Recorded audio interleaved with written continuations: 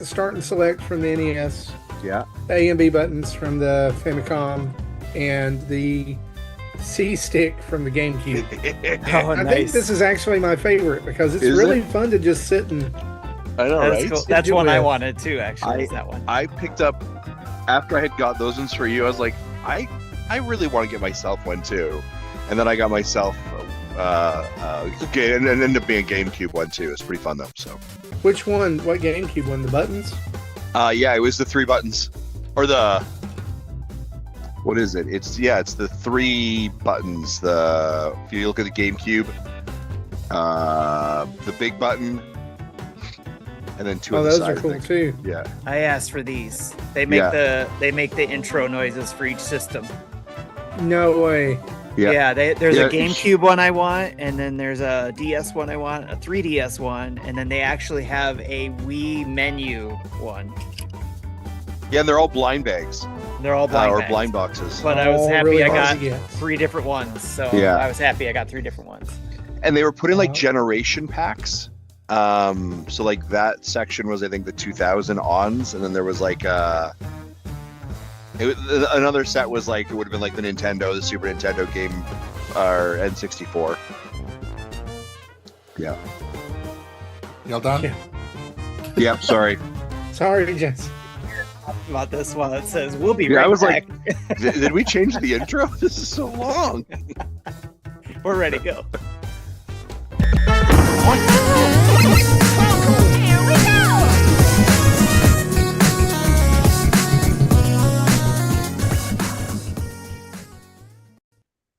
Welcome to Nintendo Dads, episode 572, recorded on March 26th, 2026. On this week's episode, we talk about Nintendo's variable pricing, a new Switch 2 already, and Nintendo is doomed again. Jesse, you know what to do.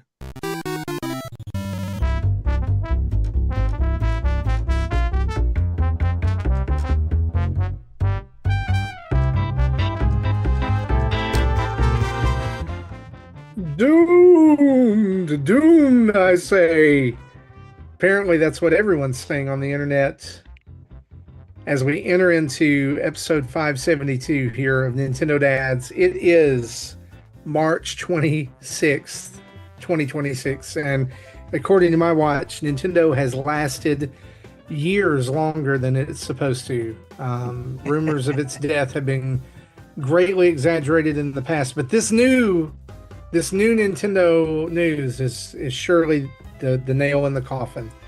And we're going to talk about it here in just a minute. Guys, I am excited to be back on the show with you. Tonight, I'm Marty, and joining me on the show, Justin, Tim, and Jesse. How you doing, guys? Hey. Are they in Doom still or in Doom again? Oh, they got out of Doom They did get out of Doom. with Perpetually the Switch. Doom. It's With the hard to Switch, tell they got out of sometimes. Doom, but now they're back in Doom. Perpetually And not doomed. the one, and it's more Doom, like Doom with Dwayne the Rock Johnson than Doom the actual okay. game. So I was It's going to bad say, I Doom. think It's bad Doom. Bethesda is having a like Doom big sale on right now. For, It's like, not all that the Doom. Doom anthology for like $40, I think. It's either the Doom of a really bad movie or the Doom like they might actually be done. See, no, Oh, I they're was gonna thinking of the sell all Marvel their character. Properties to Xbox. Oh, Doctor and Doom. It's not Doctor Doom either. It's not even that good. Oh, okay. Interesting. Doom So commands awkward. it. Yeah. That guy So, asks, is how- it Dune with an N? Not Dune. Not Dune. This is not Lisan al Gaib. Zoo-type. Listen, Zoo-type. can I just ask, like, have you seen the Dune movies? Have we talked about this before? I tried watching the I- first one and fell asleep in the theater. So I love the Dune movies. I love these. They really are some of my favorite modern movies, except for the fact that Christopher Walken takes me out of it every time. Because he just shows up and he's just instead of being the emperor of the universe that he's supposed to be, he's just Christopher Walken in a gown, in a space gown. Well, all And he's Christopher Walken is Christopher Walken, everything he does, right? Yeah. It's like we've got to find Muad'Dib. He's bothering me. I just every time he comes on screen, I'm like, bunch of guys from Dune and Christopher Walken. Yeah. It's just he takes me right out of it. I don't know. Well, the sand, the spice, it's so crazy. I'm gonna shoot somebody in the face now.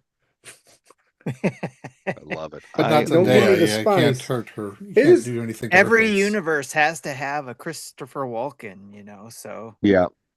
Well, I'm I would- waiting for him to show up in the Mario movie then. Oh my God! Could you? Oh. I know. I don't want to jump right now, but like, do a barrel roll. No. Do a barrel roll. I'm the Come on, king Slippy. of the Koopas. I put my pants on like everyone else, and then I kidnap the princess. It's a me, Mario. It's a me, Mario. maybe Christopher Walken is Wario or Oh my! Waluigi. Oh Or wow! Waluigi. That would be Wow. great. Look at me. Amazing. I'm an evil Luigi. Anyway, we've already gone off the rails, and we've When not are we even- ever on the rails? Are never, we ever? we on haven't the even ra- done on the- anything. We haven't even done anything, and This we've is- already gone off the rails. This is the Donkey So- Kong kart ride rails. This is the thing. This is why Nintendo is doomed, and so Yes. that Yep. just sent us everywhere. Anyway, guys, we do have news to talk about this week, including some things that Business Justin's going to show up for here in just a few Yep. minutes. And so let's jump straight into the news, shall we? Do it.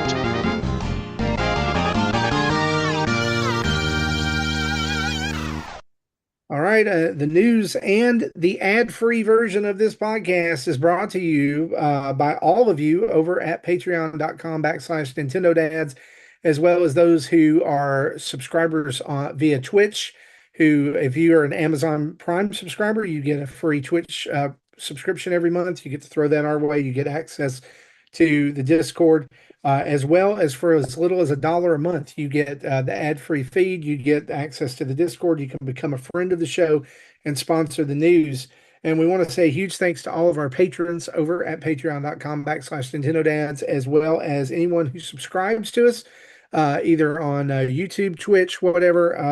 We're here because of you, and your subscriptions help us continue to make great content, and your support at Patreon continues to keep the lights on over here at Nintendo Dads HQ, which actually I'm thinking that we need to change the moniker there, Justin. We need to talk to HR about this. It's not so much Nintendo Dads HQ as Nintendo Dads regional branches. That's a good point. You're not wrong with that. You're not wrong with that. We at all. have Nintendo Dads South. We have Nintendo Dads Far North. Yeah. We have Nintendo Dads Midwest, and then we have Nintendo Dads Motor Belt. That's a good point. That's a great point. Yeah. It is satellite locations, is what it is. Yeah, it's regional right? branches. 100%. I love that. And I like that. but they're like Voltron, like the Voltron Force. They all combine to form. They come Nintendo together Dads once HQ. a week to form a good podcast. Yes, they do. By We all actually powers used to have combined. Really shirt, once a month. remember? Really once a month. You guys used to have a Voltron shirt. So We do. I still have the Voltron shirts hanging Yeah. up. And listen, after 11 years of realizing that we couldn't sell merch with our branding on it, that we had because it kept getting copyrighted. Yes. We we can't had even to sell a figure out shirt that different says ways. "carton and farting." I mean, you know, we're anyway. yeah. we're just we're screwed. We're hosed, and because we're hosed, you need to head over to patreon.com/Nintendo Dads. Are you and throw saying us- hosed or hose? I said hosed. Host. We're Host. I hosed. keep hearing hose because we're hose. You need We're to head over Because to we're Patreon. hosed. Well, I'm sorry. pimping I'm us from the out? South. I don't pronounce. I don't pronounce things good. That's how some people think I talk. We're Anyway, Nintendo's uh, host. Nintendo's yeah, pimping us we out. are. I mean, technically, let's move on to these before This is going to gets in a really escalate bad quickly, place. isn't it? Have been around each other in a while. Here we Get go. us in trouble. All right, so let's talk about the big news of the week, guys, and that is Nintendo has confirmed that beginning May 1st, 2026, they will begin to offer different MSRPs for physical and digital releases, and this will begin with the release of Yoshi and the Mysterious Book. Details are right now that the physical version will remain at a $69.99 price point. that most other Nintendo published games have been at, but the digital version will be lowered to $59.99. Nintendo says that their retail partners set their own prices for physical and digital games, and pricing for each title may vary. In other words, digital games are about to be cheaper than physical games, something we have wondered why it was not a thing the whole time. Justin, we're going to throw it straight to you. What are your thoughts on this? Yeah, I think this is a really interesting move. I was listening to another podcast today. I think it might have been Kit and Krista's, and they were saying that actually in other regions, it is actually already this way, Yeah, that they've it been is doing that in different pricing Europe for since physical. last Yeah. year, by the sounds of it. Yeah. Okay. I was going to say, I was like, I don't recall that when I was there, but fair enough, right? And that Well, I think North I America. started with the Switch 2, not Yeah. Okay. back when you lived there. Yeah, no, of course, this sort of being North America being the largest market for Nintendo in regards to their sales is sort of really critical. I think this is a really interesting move. This is, I mean, it's moving more and more into sort of that digital space that I think we didn't think Nintendo would really try and push us into, right? And I think in a spot where we know that funding or people's finances are tight. We're looking for ways to save a dollar right here and there. This is an option now for more people, and you are rewarding it because, in actuality, right? Why are we paying a different cost for physical versus digital? Right? Physical, it is literally we've got to press it on a cartridge, we've got to put it in a case, we have to saran wrap it, we have to put it on a truck. There's so Has many to be more shipped. costs.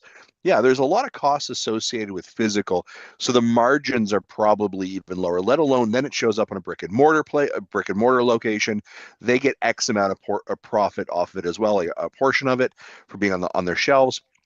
So the margins for Nintendo's actual, like, probably that they make off of brick and mortar is probably not nearly as high as they would ideally like. When you move to something like digital, of course, in theory, there are other costs associated with like servers and that kind of stuff. But the costing, they're getting more, right? Nintendo is making more profit off of digital. So it is interesting to kind of say, like, we are making a very concerted effort to encourage, I shouldn't say encourage, but in these times, if you do want to save a couple dollars, choose this option. PS, as a business, it actually gives us, if you're going to make those choices, we may see an increase in digital sales.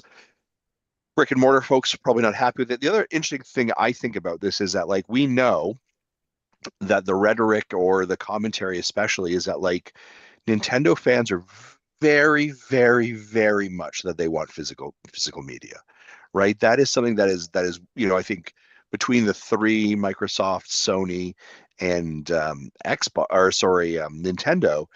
Nintendo fans are the ones that really like wave that flag of like, I want physical, I want physical. And even this last week, we saw announcements of a mouse for higher PI coming out physically, and we saw announcements for Super Meat Boy 3D coming out physically, and like everyone on the internet applauds, like, "Yay, Yeah. finally!" And these aren't key I don't, cards. yeah, I didn't know about the other, but the mouse one is not game key card. It'll be game on card. Yeah, right. There is sort of this juxtaposition of like what Nintendo fans want, which I do think is a fair bit of cartridge, versus sort of the reality of the digital age that we're moving into. And I think even the fact that Nintendo, when they launched the Switch 2, had a larger hard drive than they typically do. Um, I, I'm not shocked. I think it's a very interesting move. I'd be curious to see if this actually moves more digital sales or not. Um, is $10 that threshold enough for people to say, yeah, I was going to pick it up anyways, but I get to save a tenner here, and PS, I will buy it. And so it's a very interesting move. Like I said, I imagine that some brick and mortar places may not be happy, but I also don't know, like I don't know if $10 is enough to really stop people from buying physical. I don't think they're trying to stop it, but like, I don't know. What do you guys think of this? Two things I would say is number one, in a lot of areas that aren't like large metropolitan areas, physical media shops are already dying. Yeah. GameStop is closing stores. Yeah. Best Yeah. Buy is pulling physical media off the shelves. Walmart's selection is extremely limited, and honestly, I don't trust them to have anything out on the shelves the day it's supposed to. Yeah. Target has pulled back on physical things, so everything seems to be going digital. The second thing I would say is that I absolutely think that we will see a bump in digital sales because of this, because people are trying to scrimp and save Yep. money wherever they can, yet still enjoy the things that they enjoy. And Yeah. I mean, you've got other news coming out along with this week. And again, this is not specifically Nintendo, but Netflix announced that it's raising its prices again for the second Yep. time in a year today. Yeah. And while that's just a couple of dollars, like even people like I don't have that many streaming services, but I'm debating like when is enough enough? Yep. Like when everything seems to be nickeling and diming you more. Yeah. I've already trended more toward digital as it is because we get codes from Nintendo and things Yeah. like that. Yeah. For sure. And We a have to lot of the recognize we're in games, a privileged place for sure. right, true. I would say that, yeah, that's important. But like a lot of the digital games that I buy are, they're indie stuff that's not offered physically. Yeah. So I'm already buying more digital anyway. This is just going to push me to buy when I do purchase a Nintendo game. Because right now, by the way, I would be sure to mention to you, this is only for first party games. This only applies Yeah. That's a great right call. now to first party games. That when I do have to purchase a Nintendo copy, or my own copy, I'm probably going to get digital. Yeah. And I Because guess it's gonna save me that the money. And honestly, like I went through, we did some rearranging in our living room about a month ago, and inside this Tupperware stacker thing I had just had game boxes, yeah. right? Like, and I'm like, why do I need these? I Yeah. don't like some of the games I didn't even have anymore. Like I traded to Mm. GameStop or given to my son. I'm like, why do I need these? I don't need these boxes anymore. I ended up just taking them and putting them in a box and they went in my closet. Yeah. But it's just taking up space. Yeah. And I know the whole argument is physical versus digital. You keep physical forever, blah, blah, blah, blah, blah. But I'm mostly digital now Yeah. anyway. I think this is just going to drive more sales. Yeah, and I think it's even interesting as reflecting on it as well that I mean, like, we shouldn't actually be shocked that Nintendo is sort of making this move in regards to digital as we think of the launch date, right? If you bought the Nintendo Switch 2 with Mario Kart bundle inside, you essentially saved, I think it was like $40 if you bought it physically, right? Or it's $40 in Canada if you bought it physically, Yeah, right? 30 US. Like they were driving digital demand, right? And I think that'll be very interesting. The other thing that I do find also interesting as I think about it is that, like, Jesse, keep me honest here. When Nintendo reports their numbers, they don't report physical numbers for their sales, correct? Yeah, Or Circana sorry, I apologize. numbers. They don't report digital. No, Circana numbers are physical only. Numbers from Nintendo include digital. Okay, got it. Thank you. I knew there was somewhere that was like when they one said report doesn't ZA have sold digital. 11 million copies, that includes the digital. It's include digital. Okay, yeah. Okay, thank you. Appreciate that. So yeah, it's interesting to kind of see. Yeah, I mean, again, to the point, the economy is tight. There's harder costs. You're finding savings somewhere, right? I guess in some ways, I remember everyone was upset that like Nintendo games cost $10 more for the Nintendo Switch too. They don't really anymore. If you just buy digital, you're kind of equalizing what they were before. The pricing of this is sparked debate on: are they discounting digital or are they increasing physical? Physical. At first, I assumed digital's getting a discount because everything has been 70, so why not? But then I found out that other regions' prices are floating around that $60 mark. So I'm like, I think maybe it is. I don't know. Yeah, I mean, here's the thing. We may not know until it's the next game comes out, whether it's another 70-60 or if we got an 80-70 going on. I think you need to, and that's the thing, is that Nintendo over the last couple of years has used kind of varying pricing models, right? And it may not be a $10 difference. It might be 75-70 going forward. Like Princess Peach was not a full price game, right? Like, right. So you need to rightfully use a game so. But I mean, then you argue that like Mario Kart World was like way overpriced, right? You sort of need to find a game, and maybe it's going to be Fire Emblem. If anyone's saying that after putting $200 into it, yeah, right, they got their money's worth. That's the internet, right? But like you may need to use a game like Fire Emblem, or a game like maybe Splatoon Raiders that would probably be, around that $80 mark in the US. Probably that might be your benchmark to say what's, again, is physical up or is it digital down? Right. I do think might have been Kit and Krista or someone. I saw a poll of what people thought. Is it physical up or digital down? And it was almost 50-50. Yeah, it was a Kit and Krista show. I saw that one. Yeah.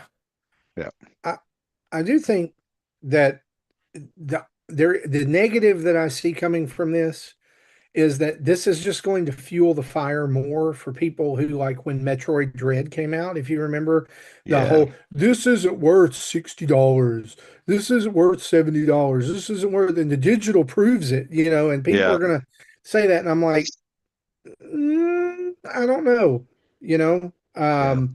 I just can see more of that bubbling to the surface. I don't know if this will change my buying modality for Nintendo. I still do like cartridge games, for especially first party games, when I purchase them, because the fact I do like cases. Those are kind of fun things, and also as we've said before, I don't like to have too much on my hard drive. Like I don't like cleaning my digital fridge as often as I have to. So I don't know if this would actually change my buying patterns very much. I don't think the $10 is enough for me to be like, oh, now but I mean, the other thing, like it is, I can see a very quick justification. Here's the other thing, and Marty, when you were talking about like small town places, and Marty, I think like you've said it before, like you don't live by a Walmart, like it's a drive for you. No, right? I do. Oh, do you? So yeah, we're 5 minutes away from a Walmart, but here's the deal: is that's the only big retailer in our town, right? Yep. Like, so if Walmart chooses not to carry something, or they don't have something on release date, it's a 30-minute drive to or longer to the next store, hoping that they have it. So that's why I've gone pretty much all digital, because instead of hoping that they got enough copies, or even driving 30 minutes to put in a pre-order, I'm going to just buy the digital version, which I know is going to be there. Yeah, I mean, because the other thing you're going against is time, money, gas, all of those things. Sure. Right? Like, is your time and energy, all that, worth $10 of gas being money? Even more expensive now. It's, right, all those pieces. So, I mean, the other part that I could probably look at this as well is this also may be part of Nintendo's strategy for like a greener sustainability clause that they maybe have in their organization, right? Is if they see an increase in digital purchasing, then they will decrease their amount of physical products that are being created that might create waste and environmental, greenhouse gas emissions. So, like, I remember a couple of years ago, wasn't Nintendo touting how like they repackaged the Switch or whatever into a smaller box, and it saved like 40% and whatever, and they were able to put more units on a pallet. Yeah, right. Saves like money in shipping. Yeah, so I mean, typically, organizations have greener initiatives and stuff like this. Is that this may be aligned in some of those protocols? They may not necessarily call that out in the actual like press release, but I would say this could potentially be a byproduct of that.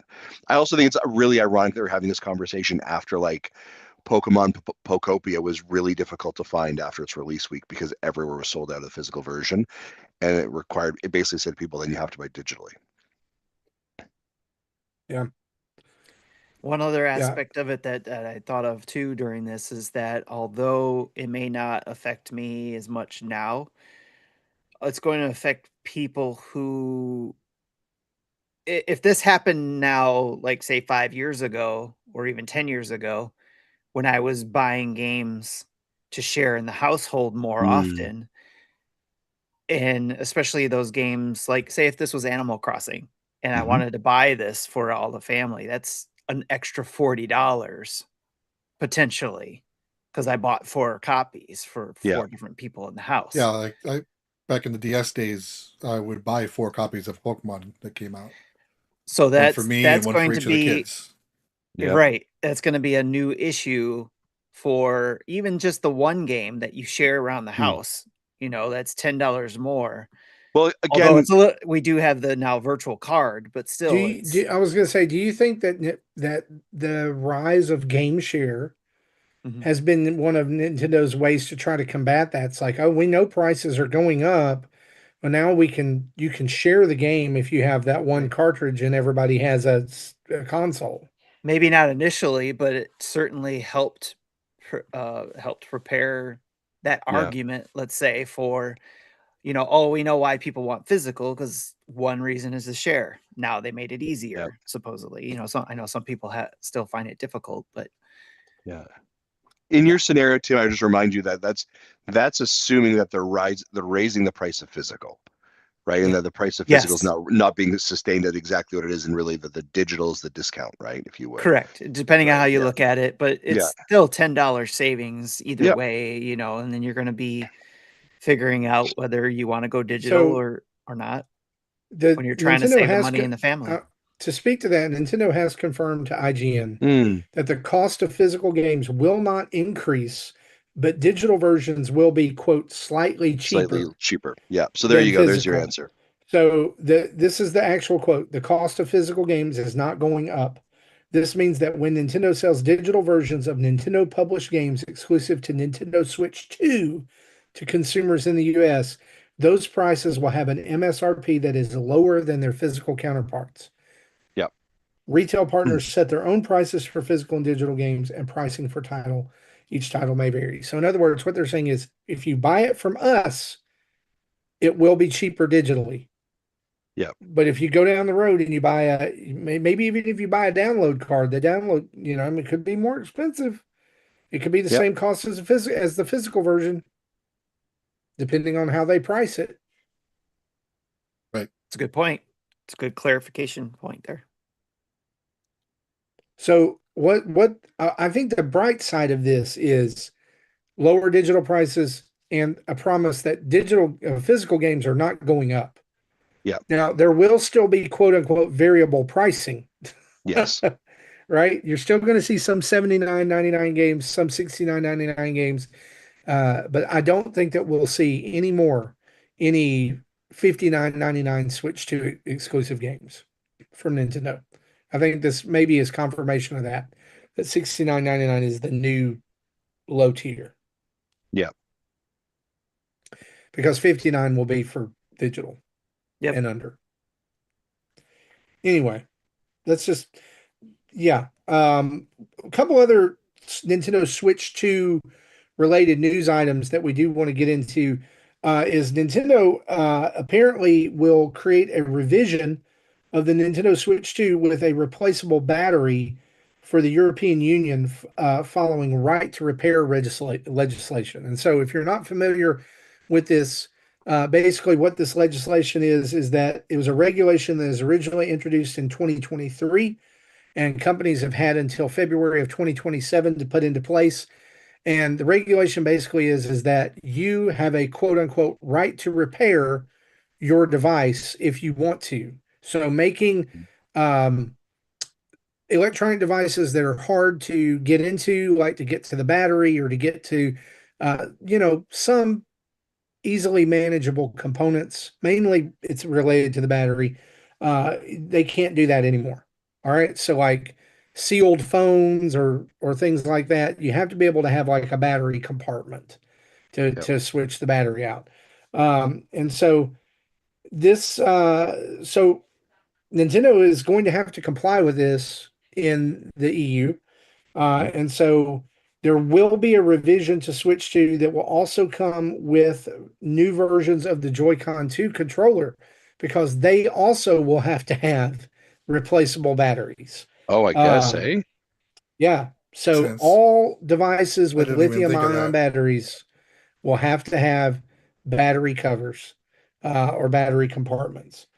The question about this is, will other regions follow? will we see this come to the US? Will we see it come to, Japan? Or is this going to have to be like there's the EU version that has a removable battery pack, and is with color and here's the buttons. and here's the other question: is it going to cost more? Yeah. Who are they going to pass the cost on to? The thing I would say about this is this has to be done at a legislative level, right? And that's how it has to be put into law, right? So the law has to be passed in either North America or in Japan that would force Nintendo or any company to then have to redesign their products to be in compliance of that law or face fines.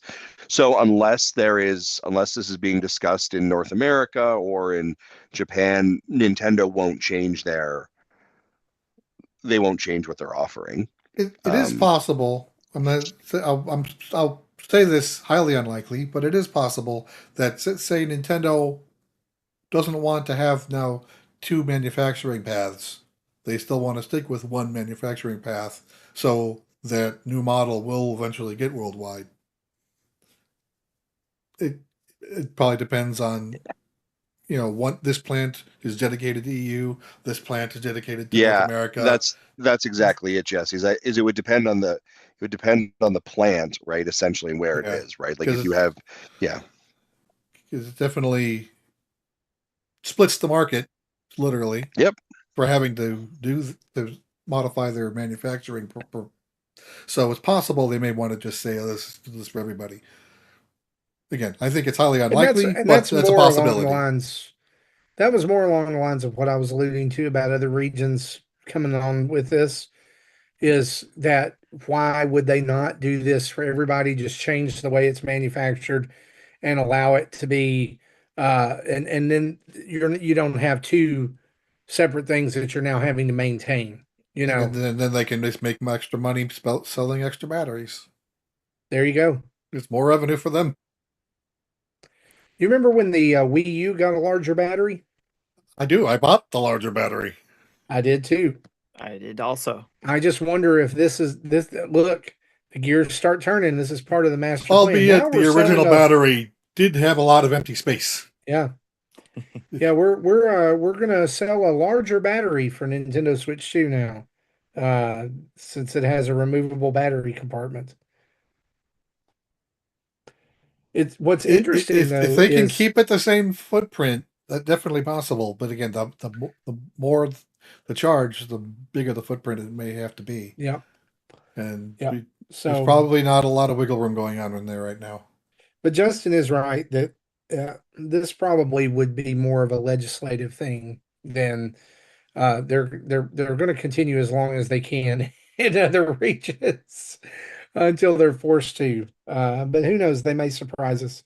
Or maybe this will be part of the Nintendo Switch 2 OLED model. Yeah, correct. Yeah, well, and that's another possibility is, do they just make another one that is an upgrade or a Mark II like they did with the Switch 1? I think this will just be a quiet swap. It's not going to be a big, like the difference between what we call the Mark I versus the Mark II. It's the same box. The only way to know is if you open it up and look. Sure. And Jesse, where there's smoke, there's fire on that, possibly, because Bloomberg reports that Nintendo will cut production for Nintendo Switch 2 by 4 million this quarter due to weak U.S. holiday sales. That's a completely debunk that statement a few weeks ago? I remember saying, yeah, their Black Friday wasn't great, but their quarter 3 was awesome. They didn't need a good single day because it sold throughout the whole quarter. So yeah, I saw this and it went hand slap. And also, my next thought on this was Switch 2 was already on elevated production levels all last year. What are they lowering it to? Switch 1 levels? Well, Switch 2 is still the second fastest selling tracked hardware in history, in trackable history. All right, so it's outsold tons of systems at this point.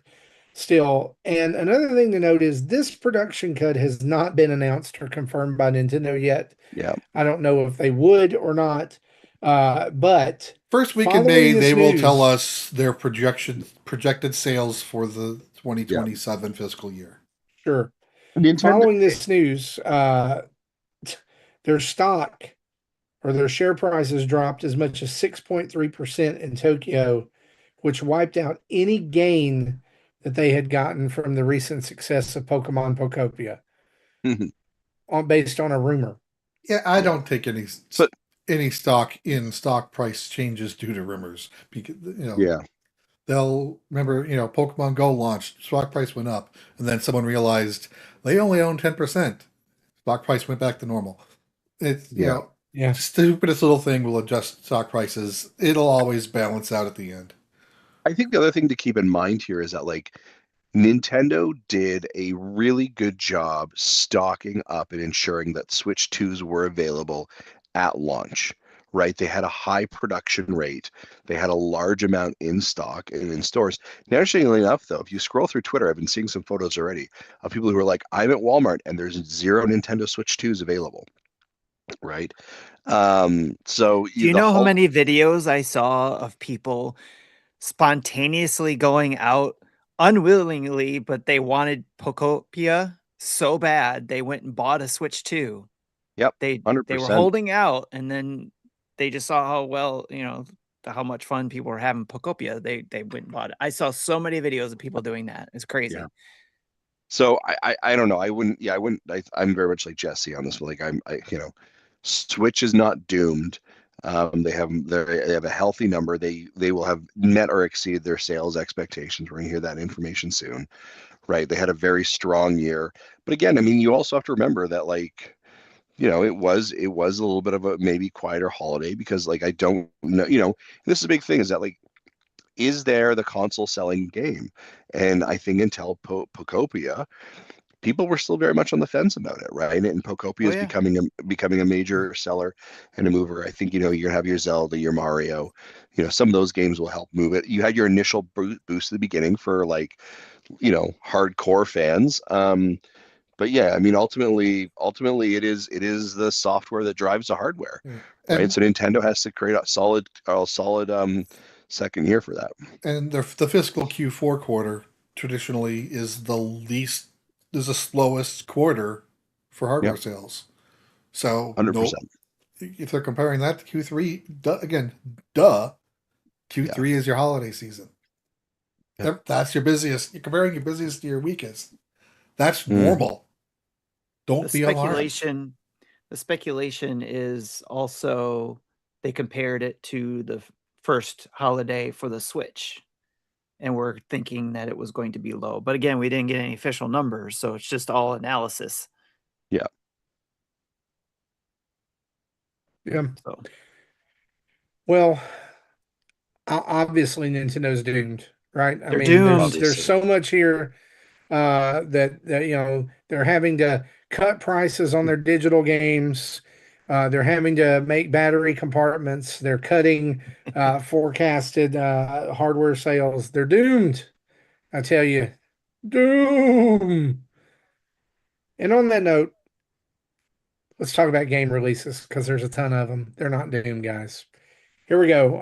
Pokemon XD Gale of Darkness is out for the GameCube Nintendo Classics app on your Switch 2 if you have the expansion pass. Also out today, Kena Bridge of Spirits, which is an excellent crossover from PlayStation if you've not tried that.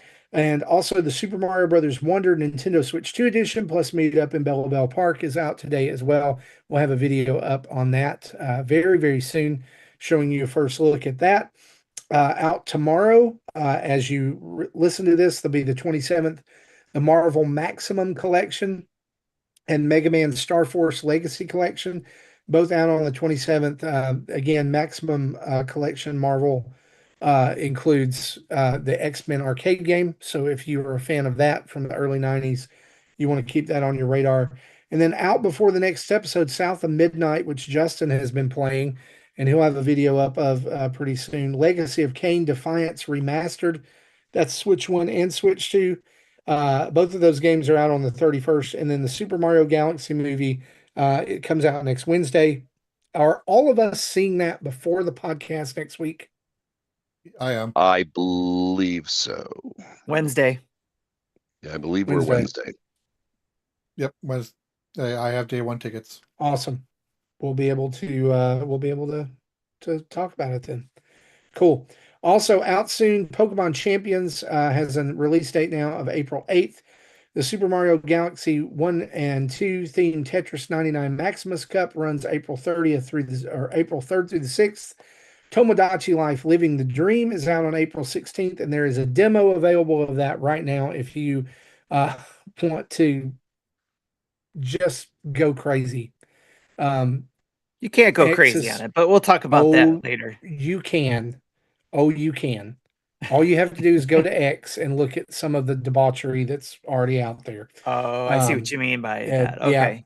Yeah. There's also a new, almost 8-minute overview trailer that you can check out right now as well. And players who complete the demo will get a hamster costume that you can't choose the color of.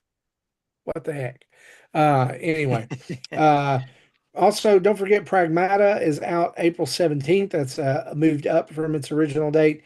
As well as Picross S Konami Antiques edition out on April 30th. Indiana Jones and the Great Circle May 12th. Yoshi and the Mysterious Book on May 21st. 007 First Light on May 27th. The Adventures of Elliot, the Millennium Tales on June 18th.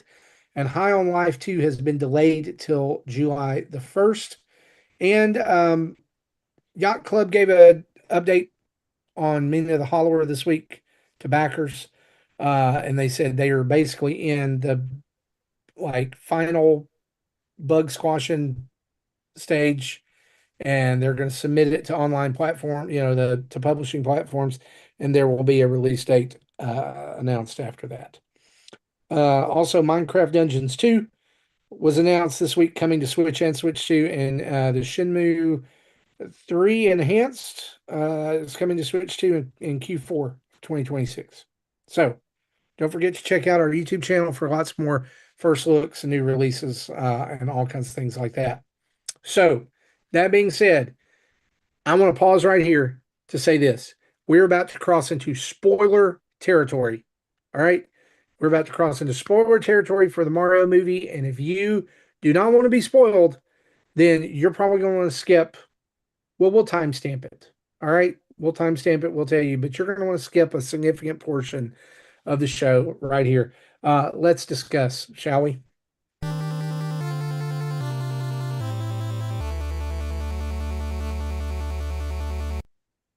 All right, again, before we say this I'm giving you a spoiler warning, and I'm only doing this. I'm doing this multiple times because there are people in our Discord who said they don't know yet and they don't want to be spoiled. And I said, we're going to talk about it on the podcast, but hey, we'll give you a spoiler warning, and this is it. So you've been warned.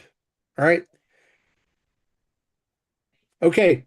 So today, Nintendo released a brand new poster. I wish they didn't. Oh, I wish they did not do this too. A brand new poster for the Super Mario Galaxy movie featuring Yukiki the monkey. And you've been warned. We're about to say that. Confirmation that Fox McCloud from Star Fox is in the Super Mario Galaxy movie in full glory. Now, this has been rumored.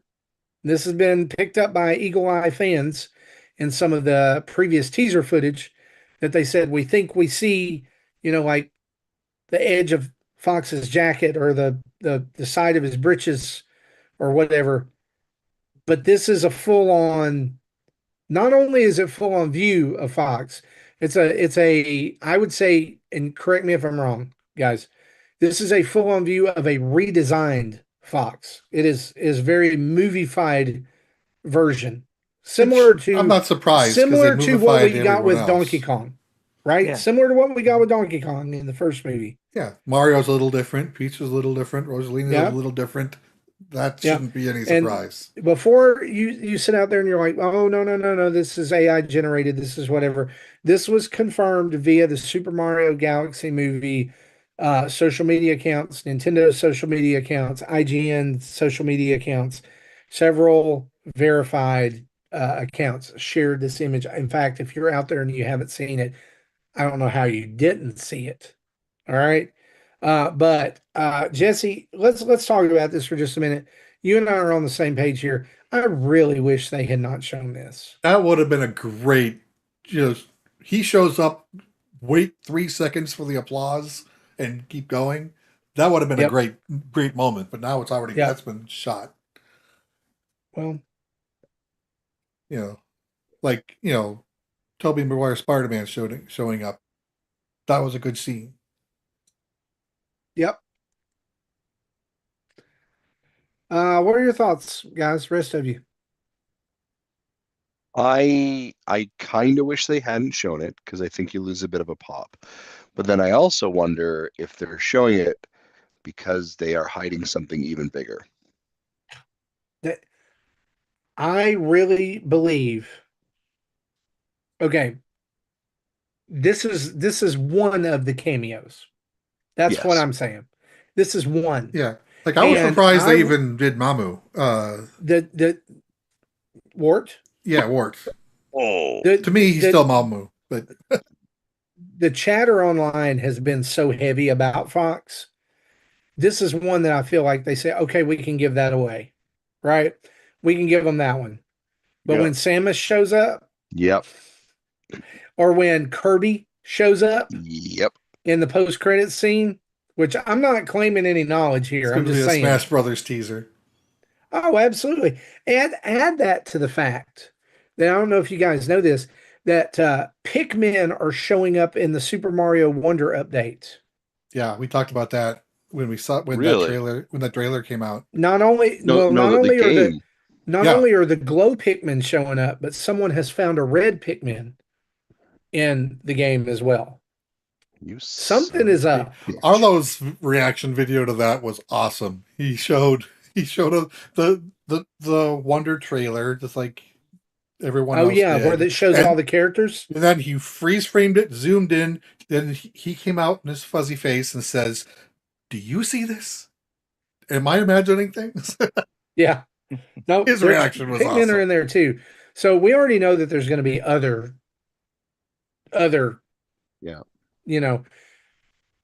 Okay, so I'm gonna throw this out here because I mean there's not much we can talk about. There's it's there. It's a poster. There it is. There's lots of people. I think we're kind of split on it. Like there's some people who are super excited about it. Some people hate that it got spoiled. But this is my question for you. If you had the power to cast one person to be the voice of Fox McCloud in the Super Mario Galaxy movie, who do you pick and why? Well, I have very few voice actors that I like, so I'm going with what I know. And I think my first thought was Yuri Lowenthal. He was Peter Parker in the Spider-Man PlayStation games. He was Yosuke in Persona 4. He had other roles in lots of things. And then, but I don't think that'd be a good fit. So then I thought about it a little bit more, and I think this one might be better, especially if he used his deeper voice. Will Friedle, who he did Raw Unstoppable, but that's his higher pitched voice. Not that one. His Terry McGinnis Batman low voice. Okay. I think that would be a good fit. Good deal. I like it. Tim, Justin?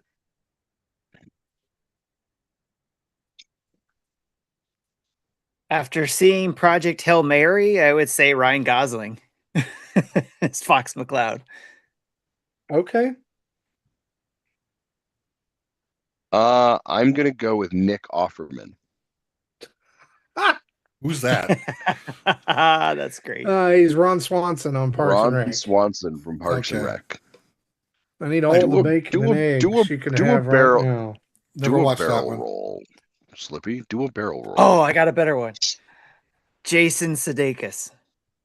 Oh, that would be good. That would be good. Not bad. Okay, so for me, I came up with two possibilities. The first would be Nathan Fillion.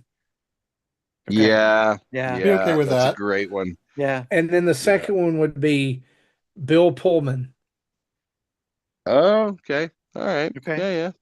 Bill Pullman. I don't know him. President of the United States, Bill Pullman from Independence Day. Oh, okay. Yeah. Okay, yeah, I know. Yes, those two would be my cast. See, I know I know them. I don't know actors, many actors by their actor. I didn't know them by the roles they play. That's fair.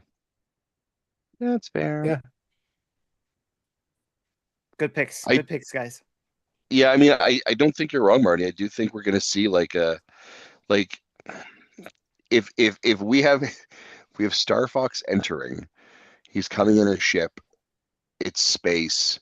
What other characters are in space? Metroid's in space, Kirby's in space, Olimar and the Pikmin are in space, right? Like, so my theory for this movie is that the Gateway Galaxy is a gateway not only for Mario, but for the other Nintendo IP as well. yeah. That they make up a galaxy that is made up of different characters, different places. I want to here's how I imagine this going. I want to just close your eyes and I want you to just picture this with me here. Like they're on this, and I want to describe the scene to you. They're how I see it playing out. They're on this kind of moon or whatever, and Bowser's up there with Bowser Jr. and they're just beating on Luigi is on the ground, he's hurt, and Peach is down the ground, he's hurt, and every Yoshi's just kind of laying out, looks like he's had the shit kicked out of him, and then Mario's kind of wiping a little bit of blood off his nose, and he's like, I can do this all day, let's go. Oh and my then gosh. And then all of a sudden Bowser just kind of cocks his fist for another one here. On your left. You hear badabadab. On your left. The chat says Alan Tudyk. Right. Yeah, Alan Tudyk's good, right? And so I mean, you just have the end. You just have the obviously what I'm describing here is end game fight scene with Bowser and Captain America, and then all of a sudden you just have Kirby and the Metroid ship come in and everyone, and they all kind of just Avengers Platypus moment. Wants to see Captain N. There you go. Ooh, right? Oof, that's a deep cut. Deep cut. Yeah, I mean, but think about the characters Kevin. we're already seeing. We're already seeing in this movie. We've seen Rob, we've seen Wart, Mouser, Birdo, Clawful, Pikmin, now Fox.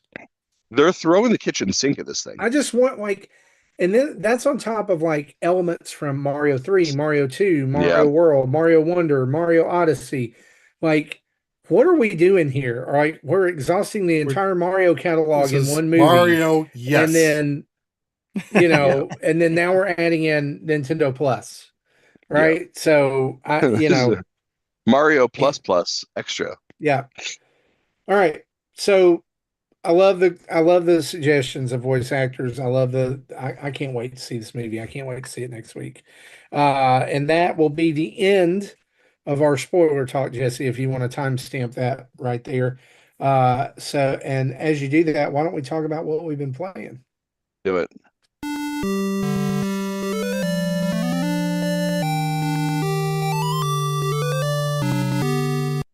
I'm going to drop off after what you've been playing, by the way.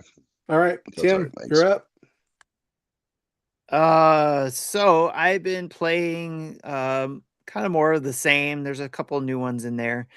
Poker Night at the Inventory, which I know Jesse will talk about. I think I got 10 wins now, Jesse, just to let you know. But still only one of the 4 items that you can collect. So DOKAPON Kingdom Connect with the Retro Logic guys. Still doing that every Friday when we can. We did it this past Friday with the dinner table. So, and Jesse, you were there hanging out with us. So that was fun. Yeah, and I was confused about a lot of what was going on. Yes. More split fiction with my friend Scott. We're getting close to the end.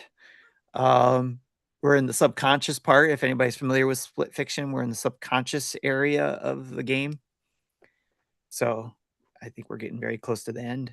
Great, fantastic story. Lots of tearjerker moments there. Deadzone Rogue. I got to play that, do a first look, and that's on our channel. Did a solo run on that, and you can actually do multiplayer. It is a roguelite first-person shooter where you make a run going through, trying to do your best to clear a zone, and you got to clear like 30 levels. So it's crazy, and you got to make it before you can clear that zone. I got the closest when I did multiplayer, and that was that person carrying me doing it. So, because I was still, pretty new at playing this, but I'm having a lot of fun with Deadzone Rogue. So if you like your, first person shooters, you like roguelites, go check this out. It ran smoothly to me. I know some people can get pretty picky with their visuals and their first person shooters and frame rates and all that. I have no idea about the frame rate. I just know it ran smoothly for me. I was in it, I was engaged, and I was immersed, and that's all I asked for. And I had fun as that fourth level. So again, Deadzone Rogue, fun game. More blueprints. Still trying to solve that. I think I'm on day 11 or 12. Unlocked a lot more rooms in there, a lot more options, just building on what I can get to try to solve the puzzle of that game where you're trying to unlock the rooms available to find the 46th room out of 45 rooms. Yes. Really screws with your mind there, right?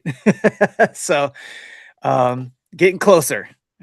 Now I have to just take more notes down. You need a notebook or your phone to write notes, whatever you need to do, you need a notebook to do that. And I love it. I'm having fun. It's very engaging puzzle solving stuff. And then last but not least, we talked about this earlier in the show, Tomodachi Life Living the Dream. They dropped a demo. They call it the welcome version. I played completely through that. It took me almost 3 hours to get through the whole demo. And I got the message that I'll get the hamster costume when I start the game because the save carries over to the full game. And looking forward to checking that out once that game drops in mid-April. So that's what I'm playing. Okay. Justin, what you been playing? Yeah, I'll make it real quick. I finished off Dispatch. Highly recommend the game. Play it. It's good. I like it. Today, Kena Bridge of Spirits dropped. Got a 35 minutes Let's Play on our YouTube channel. Interestingly enough, I played it last year when it dropped on Xbox, and I did a recording and session for it there. Very much, it plays beautifully well on the Switch. It looks incredibly well, and I'm excited to go play more of it. And then the other game I've been playing, which is embargoed, but everyone knows I am playing it, is South of Midnight, and I will be able to talk to you more about my impressions and my reviews of that game next week when the embargo drops on Tuesday. Watch for our first look coverage that we have scheduled for that, and I will likely actually have a review up as well. Very rarely do we actually do reviews, but my intention is to have that ready and done. So more on that when it gets there. But I'm going to drop off for the night, folks. Not feeling great, but thanks for having me. Always good to see you guys. Peace out. Good night, Justin. Bye-bye. Oh, also, sorry. The Kena Bridge of Spirits, I don't know if I mentioned it. It is on our YouTube channel. You can check it out if you are curious about it. The first look is available. So if you don't want to buy it or question it, go take a look on our YouTube channel. It's out today. Thanks. Bye. Bye. Cool. Jesse, what you been playing? Oh, yeah, I'm playing more of Poker Night at the Inventory. I have not won a tournament at all this last week, so my funds are back in the negatives again. I think if I quit and come back, I come back with 10,000. I haven't fully checked that out, but I swear I should be more negative than I was. So that might have been what happened. Cool. You have to let me know if so that I'm happens. still fighting with that. I just can't get a win. I hung up Pokemon FireRed version. I couldn't beat Lorelei, the first of the Elite Four, and honestly, I don't know what I could do to grind more because I've defeated everyone that's out there. The only place left to grind is the Elite Four. So if I can't beat the first one, I can't grind on it. So I just stopped. And then I took my screenshots and submitted the scores for the monthly mayhem scoring. I don't remember who won, but I think I got third. And okay. One of the points of Joe scoring, and Jason. Joe and Jason won.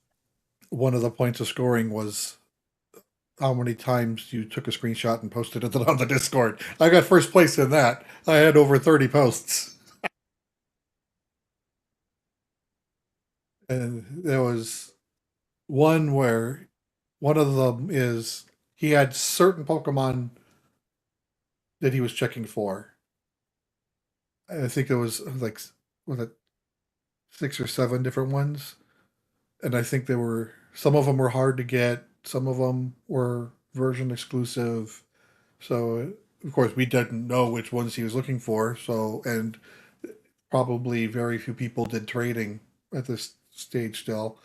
I think, but most people got 2 or 3 of them. So it really didn't impact the scoring.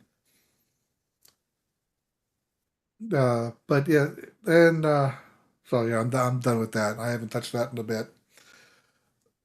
The last game I want to talk about took a bit of setup. I playing the PC version of Dragon Quest X version 1. And in order to do that, I had to install additional software that kind of patches the text in real time. It downloads a database of normal what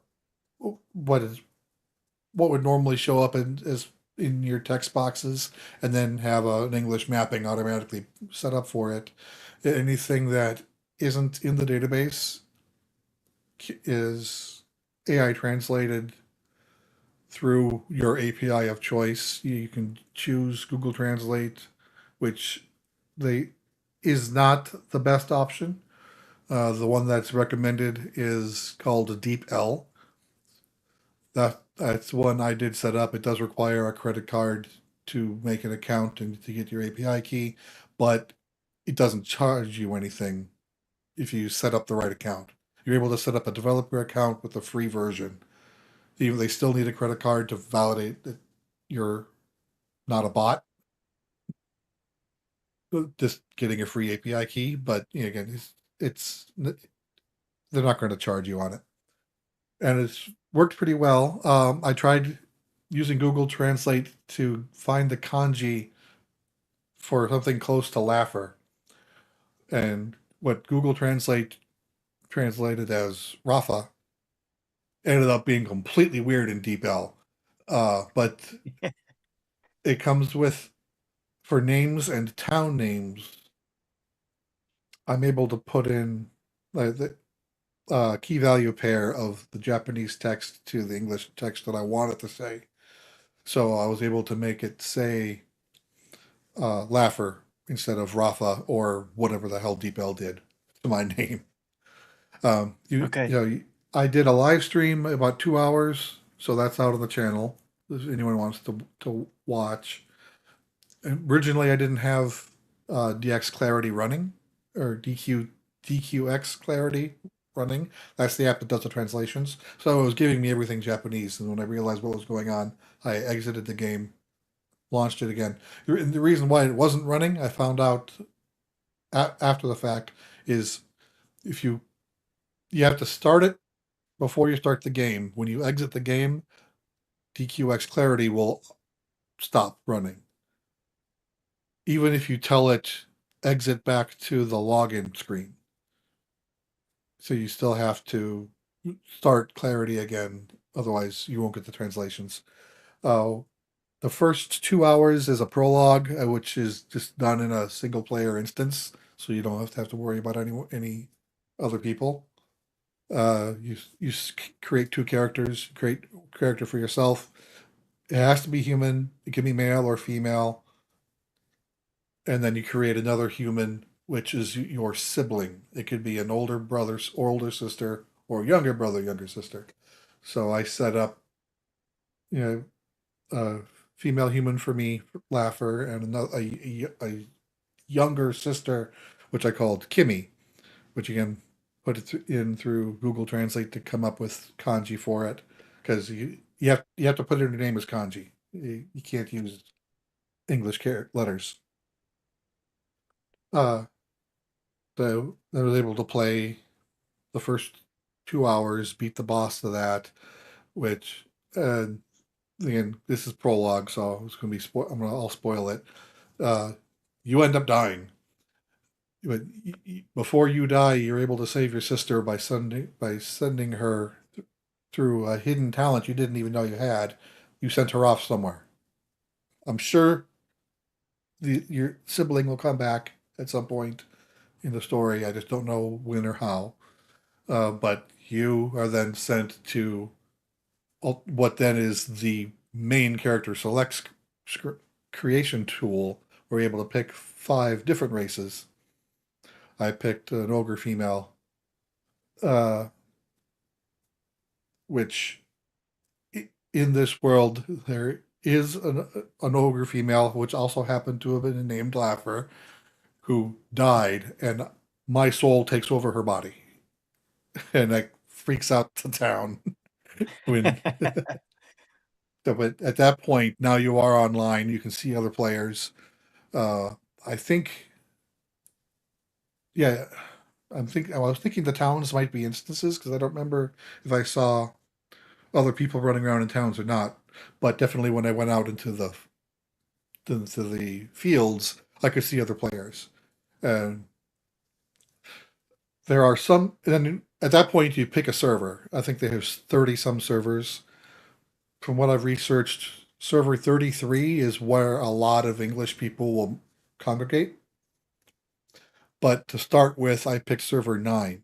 The 9 and 10 are designated as for beginners or returning players. Because what they do is I think every 5 hours, they'll have an event happening where for the next 30 minutes, you'll get metal enemies as you fight. So, if you're familiar with Dragon Quest, metal slime, metal liquid slime, metal king slime gives you a crap ton of XP. So that's a way to try to get levels faster. Another thing that so I called this version 1, which is basically the original game when it first launched in 2011, 2012. I don't remember when it came out. It was a Wii game originally. But since then, they're in the middle of version 7, which I don't think 7's completed yet, and version 8 will be coming out soon. So each version is effectively its own Dragon Quest game. 100 hours plus of content. Wow. So there's a lot of Dragon Quest stuff out there that no one's ever played. That is a lot. Through the free trial that I'm using, I can play through most of version 4. Which, that'll take me a while. That's 500 hours of content. That's crazy. So, yeah. So I don't think I'll ever get that far. I'm still, so since I'm playing version 1, they have NPCs by the first field exit that has this stupid little pink slime hat that I can equip. I can have it equipped and not visible, because it looks ugly. But when I do that, it triples my XP up until I'm level 115. Nice. And I think it says crafting XP is 50% increased up until you're somewhere in the 70s. Cool. So that in junction with stuff like that. Yeah, so that in junction with the Metal Slime event, I am like level 32 now, where I probably should only be level 8. So I'm definitely way over leveled where I'm running around in. But I'm having fun with the game. I do want to keep going with it. I'm kind of, this is on a PC versus the Switch. You know, I have to do it here. So this chair isn't as comfortable as my recliner. So I can only really do it maybe an hour or so at a time. So that'll be my slow roll game for a while. If you are interested in trying it out for yourself, go to the video. I put in links in the description to a video from Dookio3, which he outlined the process as it was in 2024. Back then, you have all of version 1 for free and a portion of version 2. So since then, more of the game is available. The process is still more or less the same. It's just cosmetically different, just because of 2 years of enhancements of the software used to modify the game. Yeah. But there's also a website called dq10abbey.com, which Dookie's video references, but is also current. You know, they've kept themselves current. So follow Dookie's as a general guide and follow the DQ10 Abbey website tutorial a little bit more closely. And that's where you download your files from. And okay. You do have to set up a separate Square Enix account. If you have a Square Enix account already, due to buying something, and like I bought Dragon Quest 1, 2, 3, and 7 collector's editions. So those were my account and stated in North America. I had to create a separate account saying that I'm in Japan. Oh, okay. In order to do this. But, and then in addition to that, if you're in the United States or Japan, you can play the game without a VPN. If you're anywhere else, you need to get a VPN set up to fool it. To fool the game that your internet connection is coming from either the US or Japan. Okay. So I didn't have to deal with that, but Dookie, I think, is in Canada, so he did. So this is a multiplayer game, right? Multiplayer. Yeah, this is an MMO. You said MMO. So can you play with people you know, or is it randomized? I'm sure you can. Okay. If you both log into the same server and stand in the same location, you should be able to wave at each other. Okay. Is it only if you were around the same level or something, or same progression in the story? I presume I could see level hundreds out there if they're in the same area as me. Okay. Yeah, having played other MMOs, that's usually how it works. Well, the higher levels can come help you, but you can't go to wherever they are, right? Right, but if they're standing in front of me, I can still see them. It's not like they're hidden. I know you can. But if they teleport me into their area, I will die fast. Yeah. So okay. So in normal Dragon Quest games, churches are used to save. Obviously, that's not the same here. But you can use up the pray function in a church to set where you respawn when you die.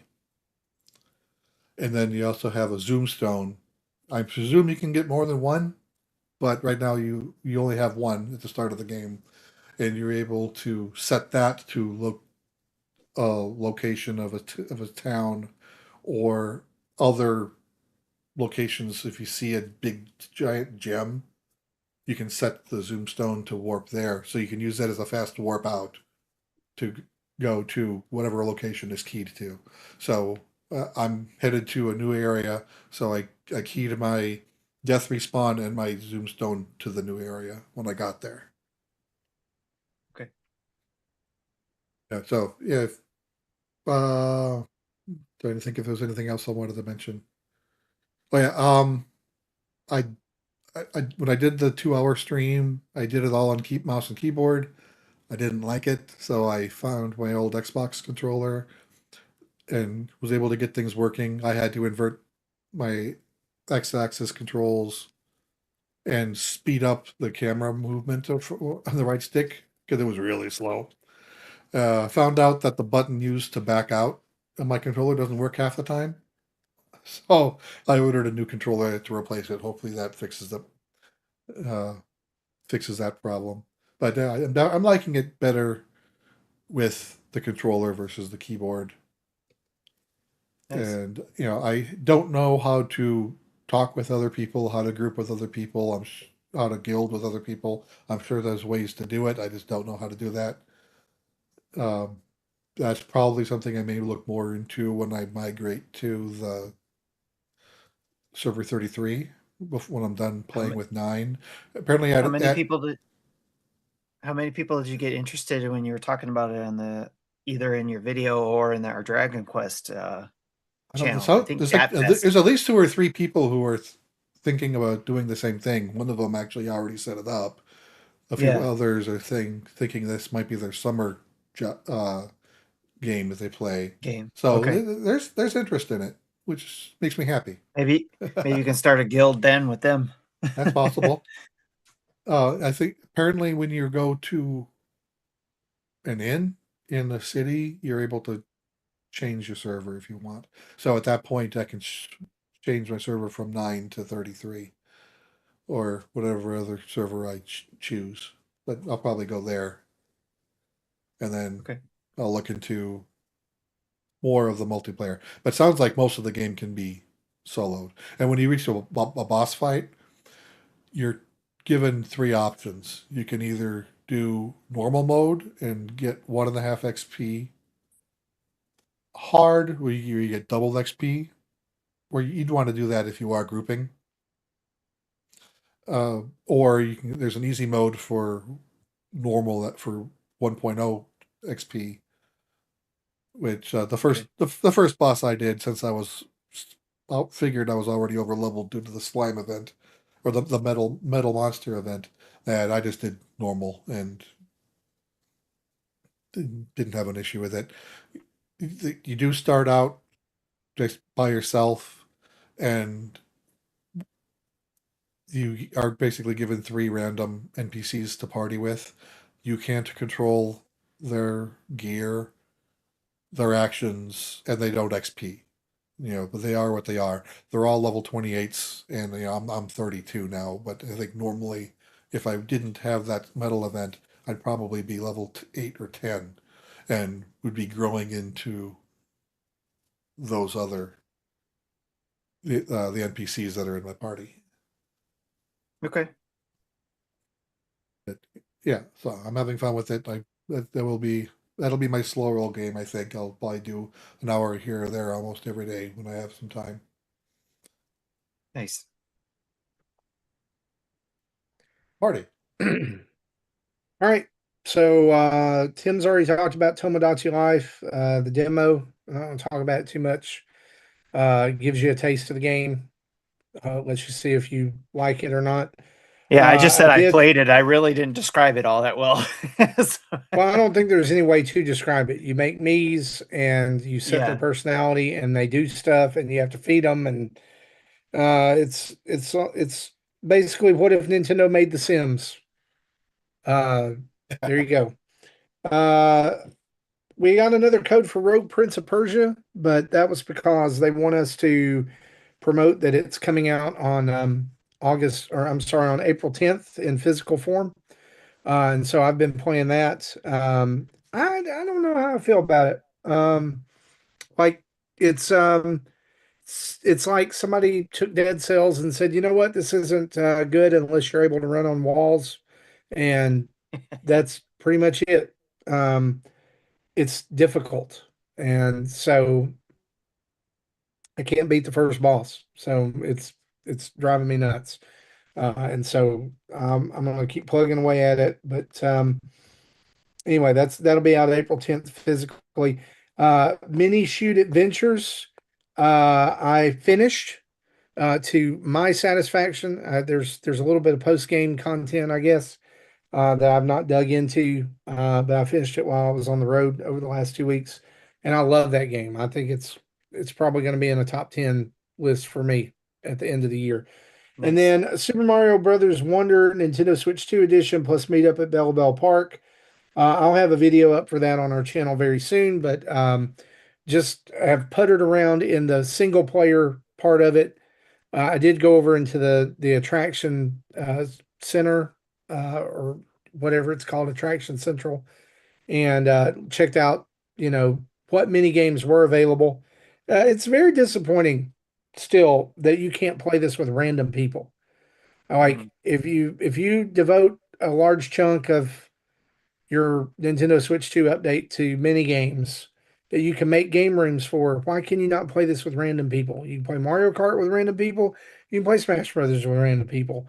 Why can't I play this with random people? You have to have your friends to play any of these. And so I would love it if there had been two editions of the DLC. One that just gave you the single player for $10 and one that gave you the full shebang for 20. Because I would have much rather just had the single player content and just cut the multiplayer junk out of it. The Koopaling content is really good. I say this in the video that the boss fights are way more inventive than anything we got with the original Wonder. And so I am very I'm a big fan of the three that I've played, but that content is not going to last very long. All right. I mean, like, it's very easy to find the tent, and when you find the tent, it takes you directly to a level that is where that Koopaling is. You play through the level, you fight the boss, and you get the bell, and that's it. So the addition of Rosalina and the Super Flower are pretty cool too, though. So I don't want to sound like I'm too down on this. I like it, but again, I wish I could have just got the single player. And those amiibo are awesome. Yeah, I just got the 2 out of 3. I just got the Elephant Mario and the Captain Toad because I got it. I gotta have Captain Toad. And then there was the Prince, the Flower Prince or whatever that's called. Florian? I didn't get that one yet. I'm probably gonna wait for that one. Yeah. I noticed of the talking flower with the Toad one. Yeah, talking flowers with them right there. But look at that. Like, if I modified amiibos, I would make that the Tim character that we had. Captain Timbo? Captain Tim for the Nintendo Dads characters we had.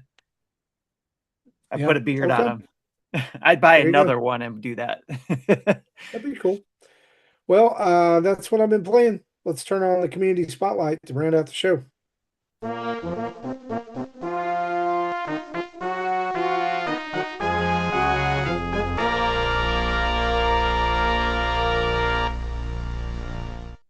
So, speaking of community spotlight, shout out to everybody who stopped into our chat while we were doing the show.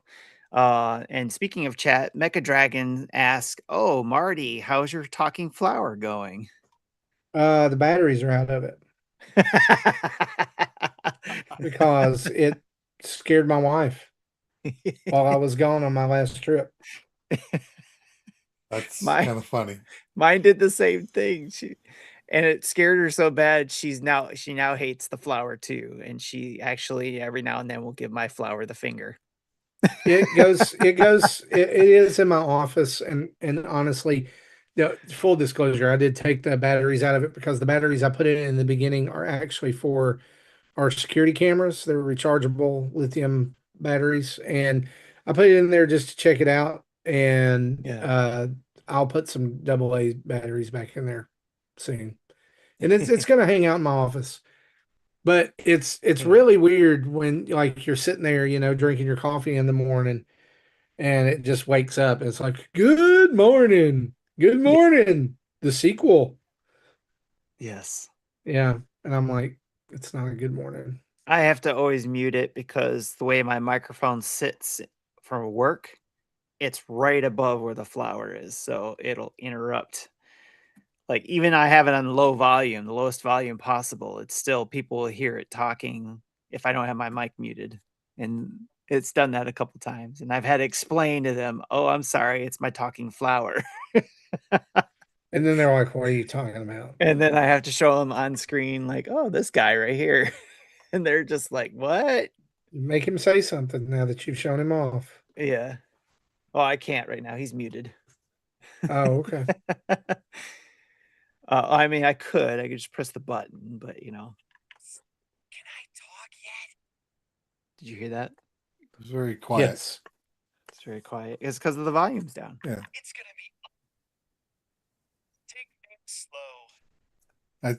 I think Zoom is trying to filter it out. Is it? Yep.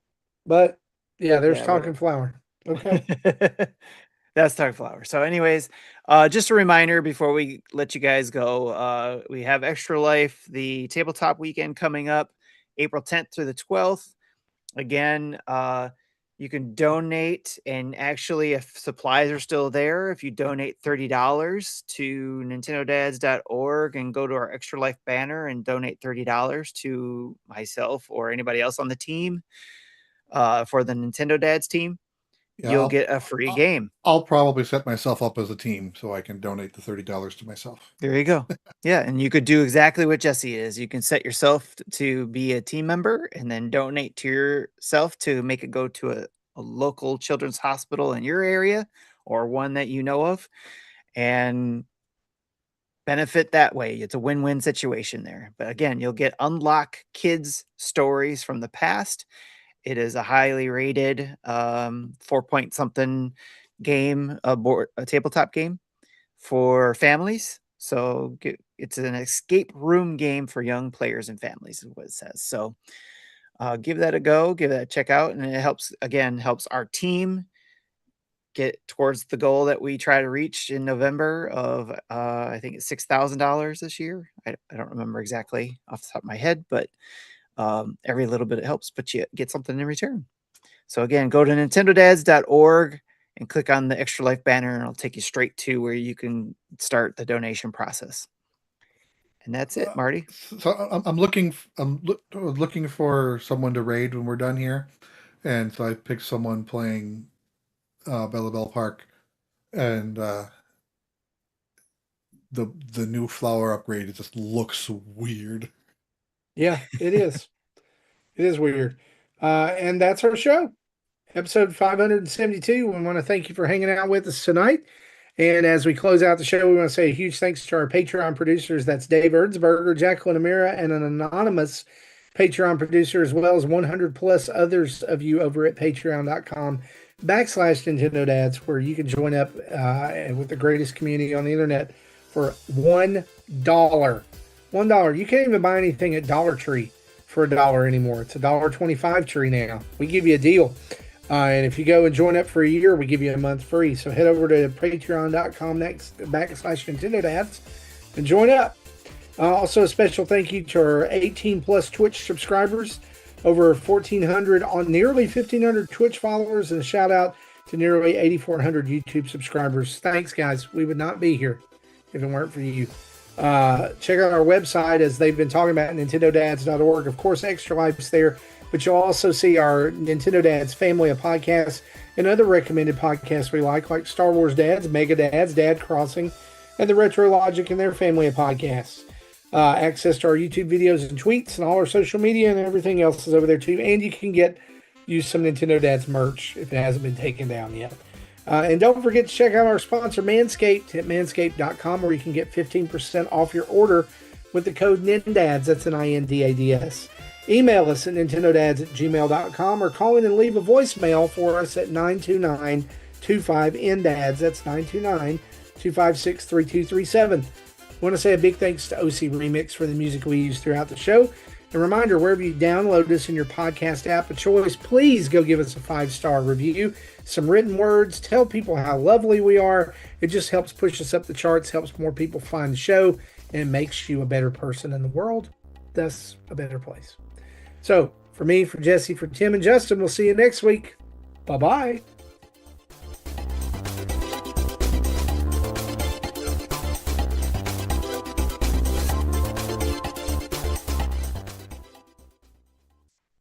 Thank you for listening to Nintendo Dad.